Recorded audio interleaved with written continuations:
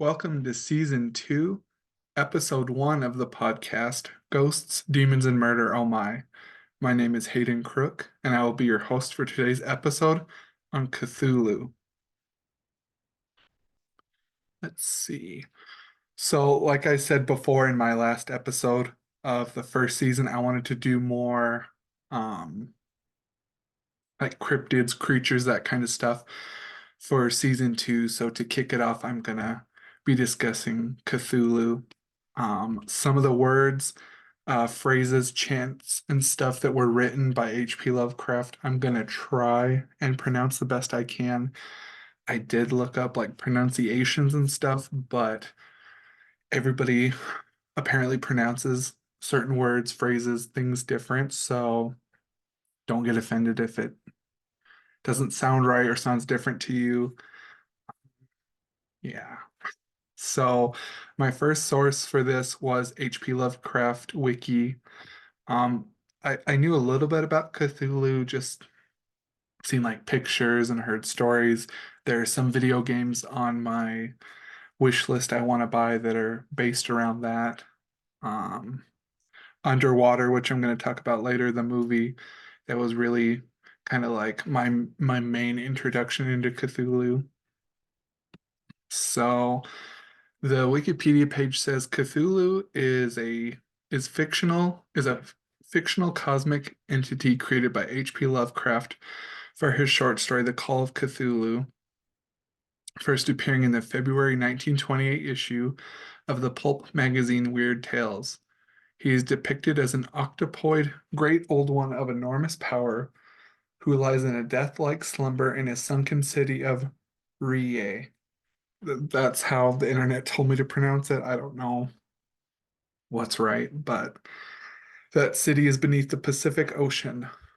He is the namesake and the best known element of the Cthulhu mythos, appearing in the works of numerous authors following Lovecraft and frequently referenced in pop culture. The most detailed descriptions of Cthulhu are based on statues of the creature. One constructed by an artist after a series of baleful dreams is said to have yielded simultaneous pictures of an octopus, a dragon, and a human caricature. A pulpy, tentacled head surmounted a grotesque and scaly body with rudimentary wings. Another, recovered by police from a raid on a murderous cult, represented a monster of vaguely anthropoid outline, but with an octopus-like head whose face was a mass of feelers, a scaly, rubbery-looking body, prodigious claws on hind and forefeet, and long, narrow wings behind. It is unknown how large the throng of those who worship the dreaded Cthulhu is, but his cult has many cells around the globe. The cult is noted for chanting its horrid Fraser ritual, Nglui Nglo Naf Cthulhu Relay Waga Nagol Tagan, which translates as in his house at Erle Dead Cthulhu waits dreaming. This is often shortened to Cthulhu Tagan, which might possibly mean Cthulhu waits, Cthulhu dreams, or Cthulhu waits dreaming. With the revelation of writing detailing his relations, we have learned that Cthulhu descended from Yog Sothoth, possibly having been born on Vahurul in the 23rd Nebula. He mated with Idia on the planet Zoth. His offspring are Gatananotha, Yathogtha, Zoth Amog, and Sithila.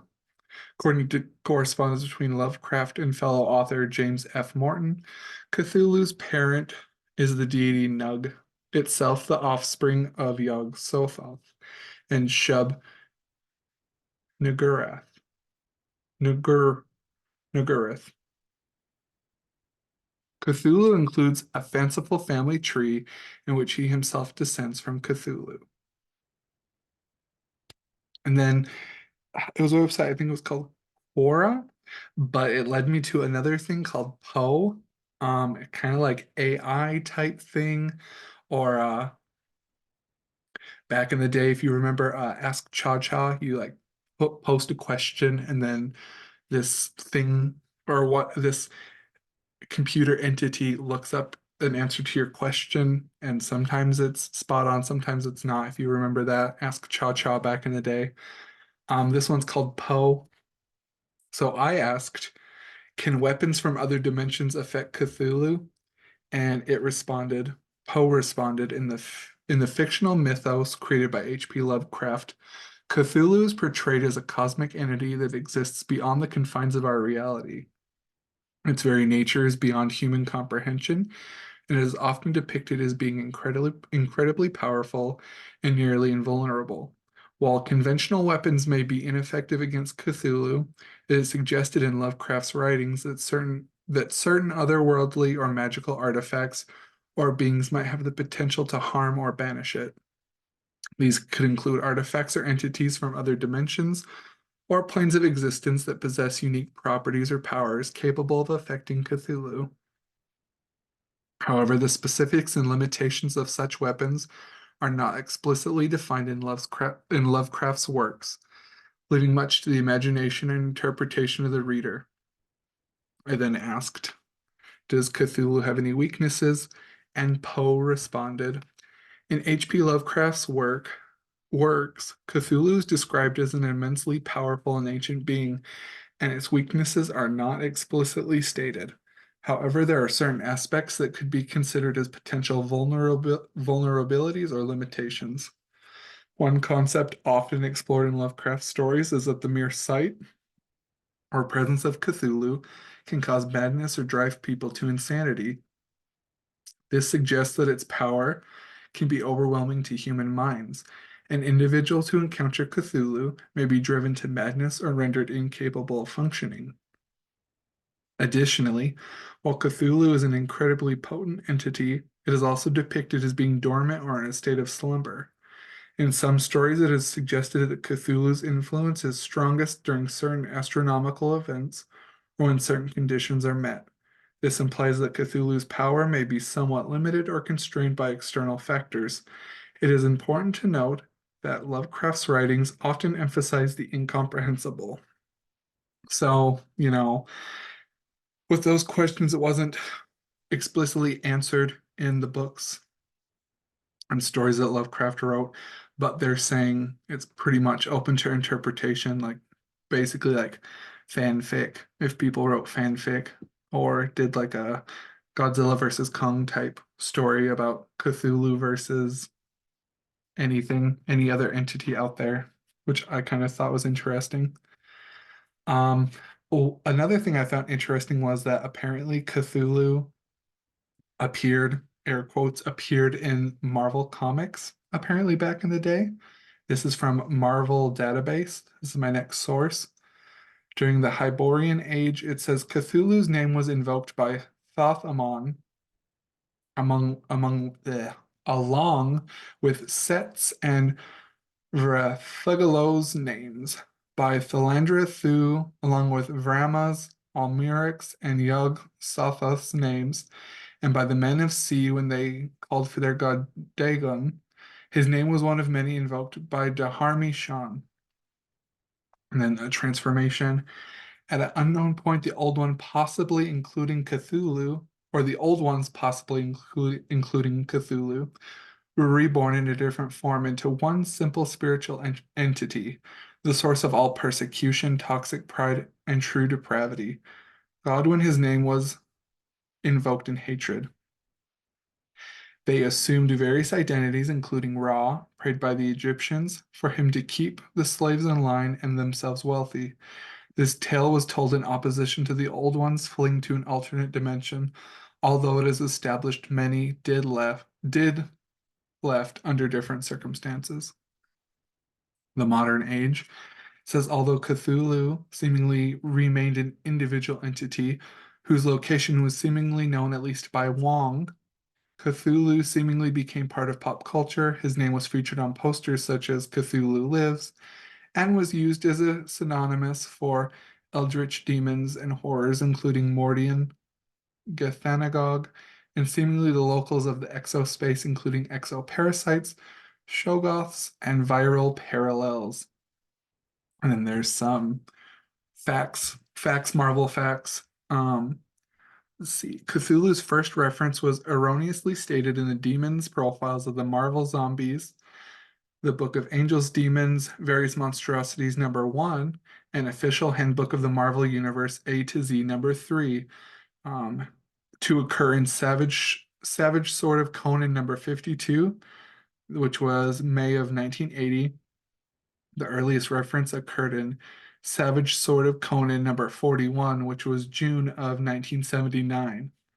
Says Cthulhu never actually appeared apart from it is hypothesized that both Cthulhu and R'lyeh appeared unnamed, though the creature was stated to be an old one in Doctor Strange Sorcerer Supreme November 1st, 1988, though it remained unconfirmed. And again, as illusions, one cast by Khonshu in Moon Knight #191, which Moon Knight saw another time in two forms unnamed in Moon Knight #199. So that was interesting that Marvel Comics included Cthulhu. I thought that was interesting. Kind of be nice if they kind of revamped it, re-updated it, and did something with that, but we'll see. Kind of like maybe if they did like included him in a what if episode. I don't know. I'm just throwing it out there. All right. Source 4 is Britannica. Says Lovecraft wrote other stories set in the same universe inhabited by Cthulhu, among them The Nameless City, as well as the novella The Whisper in the Darkness. Though Lovecraft did not live long enough to see the success of his work, in the decades following his death, other actors began writing stories about the Cthulhu mythos. They included Robert Bloch, Stephen King, Neil Gaiman, and Alan Moore. By the turn of the 21st century, the Cthulhu mythos had become a cultural phenomenon. In addition to metafiction, the mythos inspired music, much of it instrumental, horror movies, and perhaps most notably games, including board games, card games, tabletop role-playing games, and video and online games. And then just a side note, I would like to dive deeper, no pun intended, into the use of Cthulhu in the movie Underwater. I found an interview with the director on Screen Rant, and here's what he had to say about his use of Cthulhu. So the article, which they took bits and pieces from the interview with the director, it says, while some saw a similarity to the monster in Underwater in Cthulhu, its identity as the H.P. Lovecraft monster isn't directly stated in Eubank's film. Although there were multiple strong clues, there were, of course, viewers who spotted Cthulhu in Underwater straight away, but there was speculation that the monster might have been part of the Cloverfield cinematic universe. Director William Eubank ended the debates in an interview with Mr. H Reviews on YouTube, confirming that Kristen Stewart's underwater character had indeed encountered Cthulhu. This also means that Nora's sacrifice was for naught, as a being like Cthulhu can't be destroyed by conventional means. Cthulhu is a god, and Eubank said the monster in Underwater, true to its cosmic horror origins, can never truly die. In H.P. Lovecraft's fiction, Cthulhu is the Great Old One, who resides beneath the ocean in a death-like slumber. He is a titan god with a tentacled head and a massive body. He also has wings, which Eubank made sure to show spreading out at the end of Underwater to let everyone know the monster was Cthulhu. Despite all this, people still seemed unsure about his identity. The director even said that his producers said the monster in Underwater had to die, but he knew it couldn't, so he just left it ambiguous, although he clarifies it is still alive and down in the ocean after the movie. There were also the similar underwater mermaid-like creatures attached to Cthulhu in the Underwater movie, not Underworld. Different franchise, my bad. Which were likely the deep ones, also of Lovecraftian mythology. Deep ones are usually peaceful with humans, but in this case, they were serving the Great Old One, and disturbing them was how Tian Industries caused all the problems that kickstarted Underwater's plot. They drilled somewhere they never should have broached and woke up the deep ones. With them awake, it awoke Cthulhu also, and this started the terror and attacks on the base and its inhabitants. It opened up the chance that more great ancient monsters could one day come out of the deep. While some die-hard Lovecraft fans retrospectively wished Underwater had done more with Cthulhu and his origins after his presence was confirmed, keeping the details ambiguous in the movie itself was in keeping with Lovecraft's own thoughts on horror. Underwater proved that Lovecraft's most famous creation works in modern horror settings on the big screen, providing an expanded explanation of who Cthulhu and the Deep Ones are within the movie itself would have removed the fear factor from the underwater movie rather than enrich the viewing experiences. Lovecraft did weave in some socio-political themes, controversially too, given some of his highly racist worldviews even by the standards of the era. However, creatures like Cthulhu weren't vehicles for a political message as they were in Underwater. H.P. Lovecraft preferred to use his monsters to explore the idea of terror of the unknown, specifically when it comes to existential timelessness. This is where the way William Eubank adapted Lovecraft's Cthulhu to be the monster in Underwater was particularly creative. As Emily said when looking at the attacks from the underwater creatures, humans had continued to damage the Earth to the point where it was time for the planet to fight back. Since the planet can't fight on its own in this story, there was an elder god at the bottom of the ocean who could fight for the planet itself. This actually connects Cthulhu and Underwater to Lovecraft's themes. This is about the existential fear of the annihilation of the planet and the ocean fighting back against human intruders. The characters suffered and died, but Tian Industries kept drilling into the earth, and now Cthulhu is there to make everyone pay.